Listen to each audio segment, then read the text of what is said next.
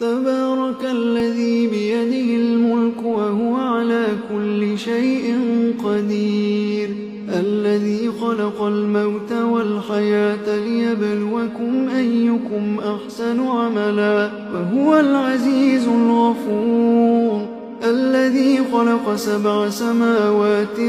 طباقا ما ترى في خلق الرحمن من تفاوت فارجع البصر هل ترى من فطور ثم ارجع البصر كرتين ينقلب إليك البصر خاسئا وهو حسير ولقد زينا السماء الدنيا بمصابيح وجعلناها رجوما للشياطين وأعتدنا لهم عذاب السعير